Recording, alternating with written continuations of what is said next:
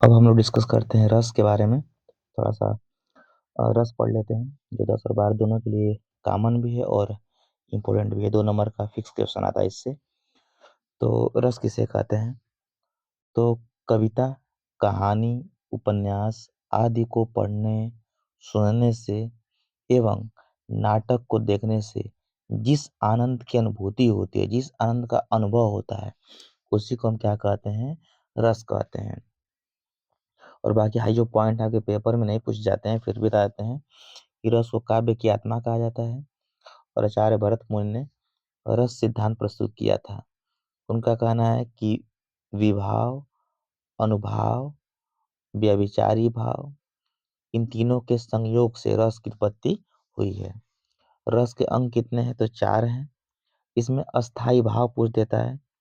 तो अस्थाई भाव का मतलब ये होता है कि जो भाव रस की अवस्था तक पहुंचाता है, उसी को हम कहते हैं अस्थाई भाव। अस्थाई भाव की कुल संख्या 11 मानी गई है। इससे भी प्रश्न नहीं बनता है पेपर में। हाँ, यहाँ से ठीक है।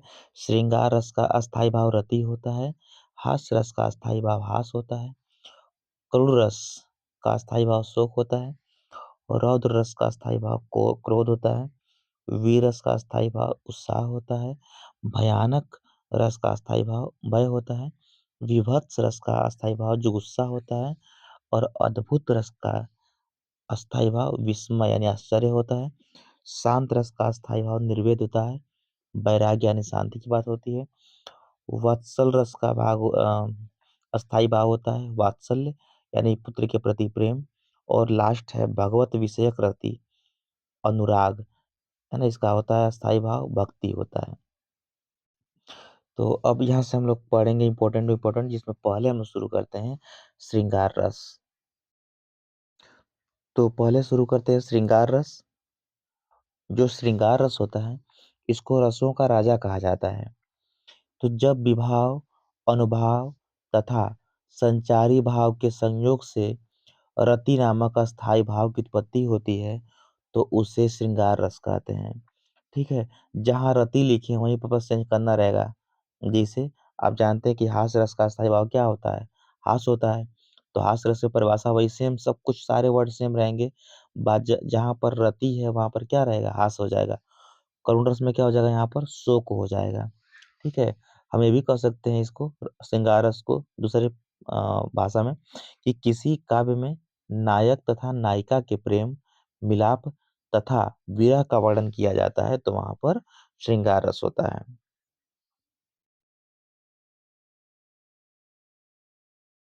देखिए श्रृंगार रस फिर से देख लेते हैं, थोड़ा सा अ, दिक्कत थी। तो जब देखिए पहले श्रृंगार रस को रसों का राजा कहा जाता है, पढ़ ही लिए हैं। जब विभाव, अनुभाव तथा संचारी भाव के संयोग से रति अस्थाई भाव की उत्पत्ति होती है, तो इसे श्रृंगार रस कहा जाता है। अब चाहे श्रृंगार रस पूछे, हास रस पूछे, करुण रस पूछे, वीर रस पूछे, सबका अस्थाई भाव यहीं पे क्या कर देंगे? चेंज कर देंगे। यहाँ पर रति है, उसी प्रकार करुण रस में क्या हो जाएगा? शोक यहाँ पे लिख देंगे, परिभाषा हो जाएगी। हास्य रस की परिभाषा पूछेगा तो सारे वर्ड वही रहेंगे।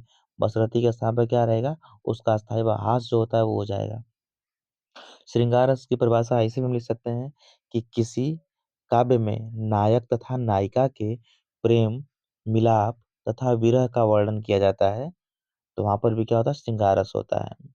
अब यहाँ पर कुछ अब श्रृंगार रस जो होता है इसको 2 भागों में बांटा गया है।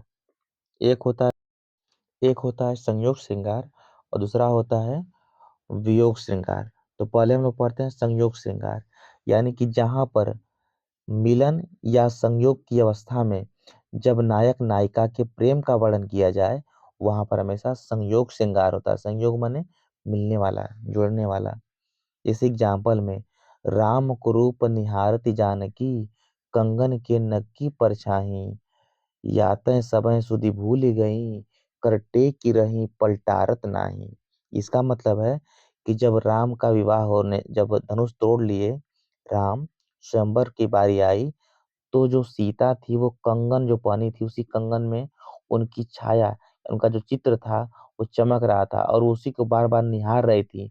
और इतना मोहित हो गई थी कि वो सोच रही थी कि ये पल जो है कहीं टर न जाए, ये पल कहीं चल ना जाए, हट ना जाए, ये पल ऐसे ही रहने की सोच रही थी वो।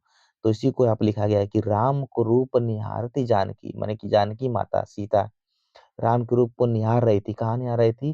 कंगन के नग की जो परछाई थी, कंगन के नग में जो परछाई आ रहे थे, उनकी जो चित्र बन रहा था उसी को। ठीक।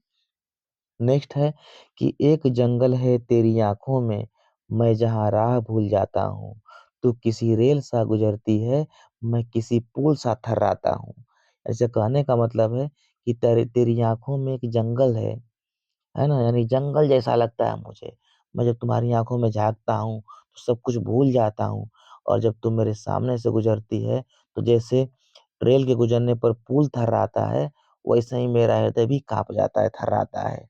मैं काँपने लगता हूँ। और भी एग्ज़ाम्पल देख लेते हैं। बतरस लालच लाल की, मुरली धरी लुकाए, सौंह करें भवहनु हँसें, दैन कहें न टिजाए। इसका मतलब है कि जब कृष्ण भगवान मुरली को बजाते हैं और जहाँ पे जाते हैं गाय चराने, तो वहाँ पर जो गोपियाँ होती हैं कृष्ण की मुरली चुरा लेती हैं ताकि उसी बहाने वो उनके पास आएँ, उनसे बोलें, है ना? और उन उन उनसे बातें करें। ठीक है? तो वही यहाँ पे लिखा गया है कि बतरस लालच लाल की, माने कि बात करने के रस को लेकर के, माने बात करने के लालच में वो लाल मतलब कि कृष्ण की मुरली को लुका लेती हैं, चुरा लेती हैं।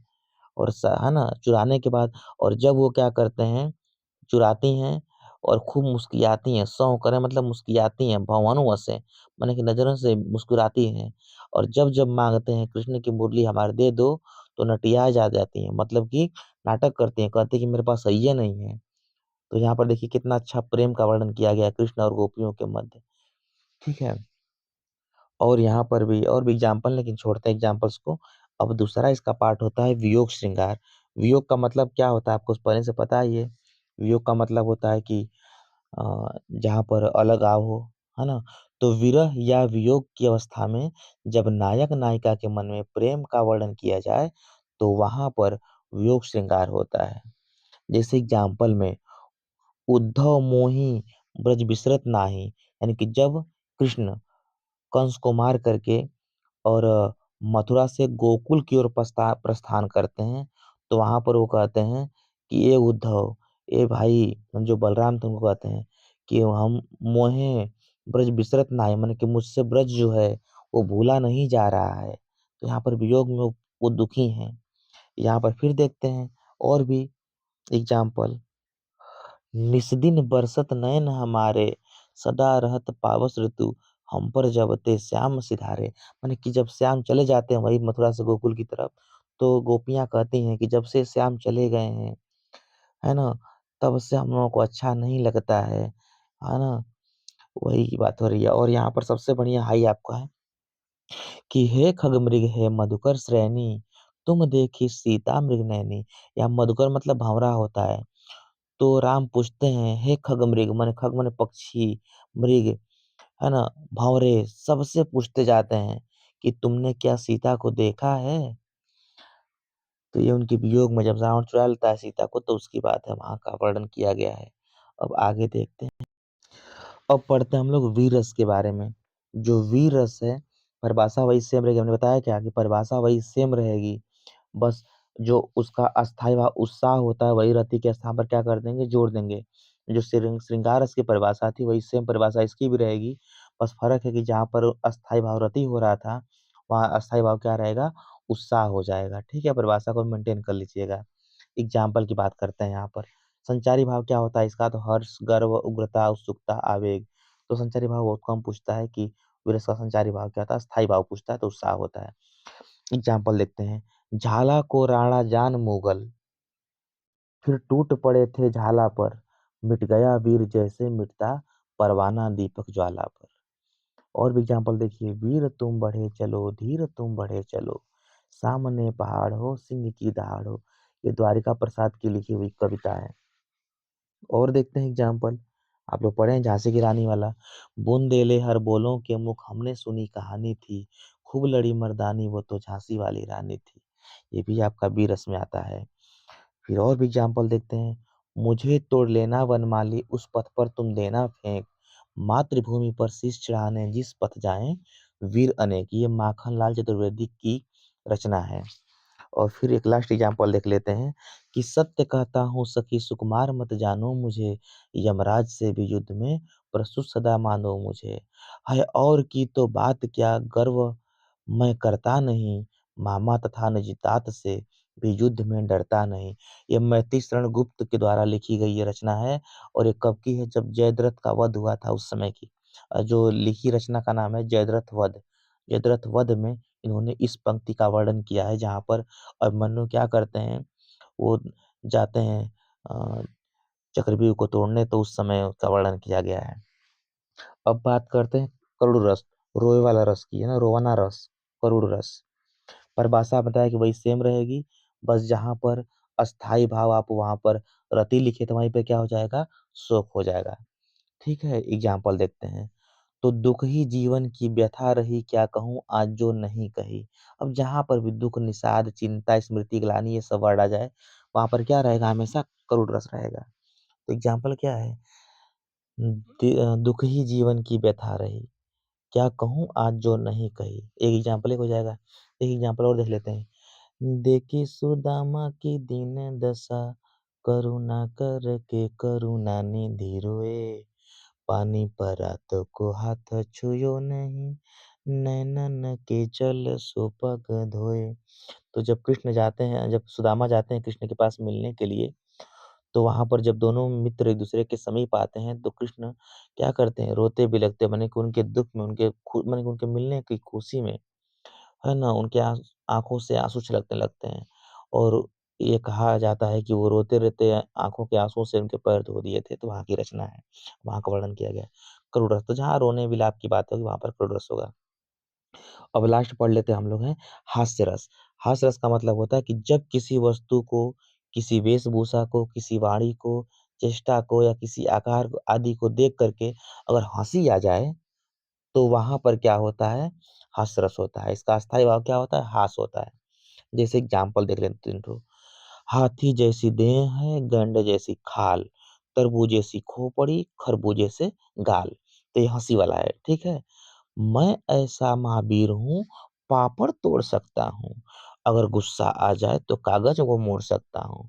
तो बताइए कि कोई ऐसा महावीर है जो पापड़ तोड़ सकता है, पापड़ तोड़ने की बात कर रहा है महावीर, है ना? और गुस्सा है तो कागज मोड़ने की बात कर रहा है, तो ये क्या है, हास्य वाला ही ना बात है कि अपने आप को महावीर कह रहा है और पापड़ तोड़ने के लिए महावीर मस बन रहा है, कागज मोड़ने के लिए महावीर बन रहा है। और देखते हैं, भाई सबसे बढ़िया एग्जाम्पल होता है हास्य रस का, कि बुरे समय को देखकर गंजे तू क्यों रोए। गंजा मतलब जिसके सर पे बाल नहीं होता है। तो बुरे समय को देखकर गंजे तू क्यों रोए, किसी भी हालत में तेरा बाल न बांका होए। भाई जब बलवे नहीं कपार पर है तो बाल कहाँ से बांका होगा। ये रहा रस। रस में इतना ही इंपॉर्टेंट है, इसमें से कोई एक आता है। अब थोड़ा सा हम लोग डिस्कस करते हैं छंद पे। तो छंद पे देखिए, छंद का मतलब होता है कि जिन रचनाओं में वर्ण, मात्रा, मात्रा जानते हैं लघु और दीर्घ होता है, ठीक है। लघु को हम दिखाते हैं सिंगल लाइन से, और दीर्घ को दिखाते हैं इस तरह से हल्का सा यसमति रहता है। यति, गति, तुक आदि पर बल दिया जाता है, उसे छंद कहते हैं। छंदों का प्रथम उल्लेख ऋग्वेद में किया गया था। छंदों का सम्राट चंद्रबरदायु कहा जाता है। छंदों के गुरु सूर्यकांत त्रिपाठी निराला जी को कहा जाता है। और छंदों का गोदाम रामचंद्रिका को कहा जाता है। रामचंद्रिका रचना है केशवदास जी की। और छंदों का अजायब घर भी रामचंद्रिका को ही कहा जाता है, जिसको केशवदास ने ही लिखा है। छंदों का प्राण किसे कहते हैं, तुक को। छंद के भेद कितने हैं, दो हैं मुख्य रूप से, मात्रिक छंद और वर्णिक छंद। इसमें आपको मात्रिक छंद पढ़ना है, वर्णिक छंद आपको नहीं पढ़ना है। लेकिन कुल कितने भेद हैं, तो चार हैं। तो यहाँ तक से वर्ड कम, यहाँ तक से प्रश्न कम बनते हैं।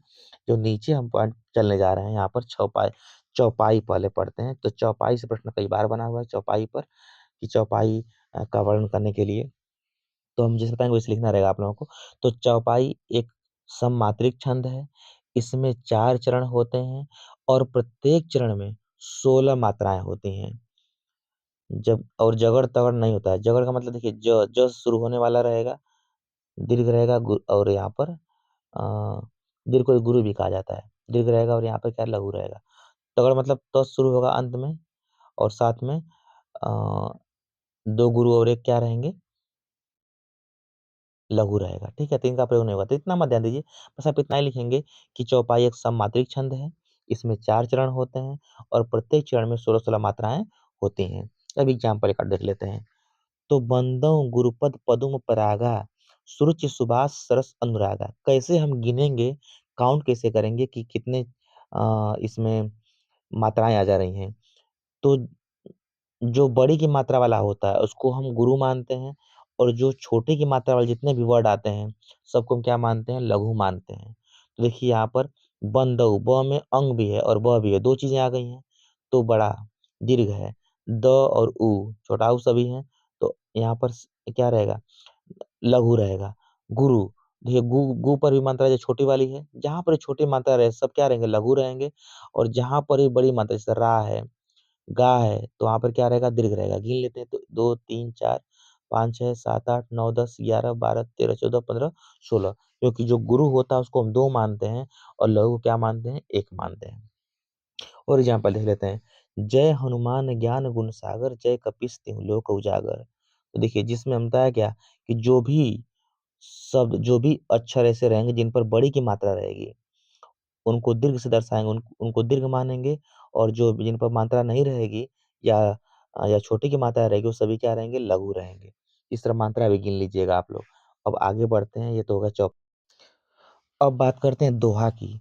तो दोहा जो है अर्ध सममात्रिक छंद है, माने कि आधा जो मात्राएँ समान होती हैं, ठीक है? तो अर्ध सममात्रिक छंद है, इसमें भी 4 चरण होते हैं। पहले और तीसरे चरण में 13-13 मात्राएँ तथा दूसरे और चौथे चरण में 11-11 मात्राएँ होती हैं। एग्ज़ाम्पल देख लीजिए। मेरी भव बाधा हरऊँ, राधा नागरी सोय, जा तन की झाई परै, श्याम हरित द्युति होय। मात्रा गिनने का तरीका हम बता दिए हैं कि जहाँ पर भी ए की मात्रा हो, ऐ की मात्रा हो, ओ की मात्रा हो और बड़ी की मात्रा हो, वो सभी क्या रहेंगे? दीर्घ रहते हैं। बाकी सभी क्या होते हैं? लघु होते हैं, ठीक है? तो ई की छोटी की मात्रा, छोटा ऊ की मात्रा सभी क्या है? लघु हैं। मात्रा है छोटा ऊ छोटा ऊ वाली चाहे छोटी ई वाली तो क्या रहेंगे? लघु रहेंगे, है ना? और मात्रा नहीं तभी क्या रहेगा? लघु रहेगा, है ना? और बाकी अगर मात्रा है औ की, आ की, बड़ी ई की, है ना? इस तरह से तो इसमें दीर्घ रहेगा। तो इस तरह गिन भी लीजिएगा, गिन कर दिखाने का प्रयत्न करिएगा आप लोग एग्ज़ाम्पल्स में। अब देखते हैं सोरठा पे चलते हैं। तो जो सोरठा होता है, ये दोहा का जस्ट उल्टा होता है। ये भी एक प्रकार का अर्ध सममात्रिक छंद होता है। इसमें भी 4 चरण होते हैं। पहले और तीसरे चरण में 11-11 मात्राएँ होती हैं तथा दूसरे और चौथे चरण में 13-13 मात्राएँ होती हैं। एग्ज़ाम्पल लिख लेते हैं। फूलहि फलहि न बेत तज जदपि सुधा बरसहि जलद, मूरख हृदय न चेत, जो गुरु मिलहि बिरंचि सम। तो इस प्रकार छंद जो हम लोग पढ़े हैं दोहा, सोरठा, चौपाई इन तीनों में से कोई एक आता है, लिखना अनिवार्य रहता है। तो इसमें से जितना हम बताएँ उससे अधिक आपको नहीं लिखना है। ठीक है?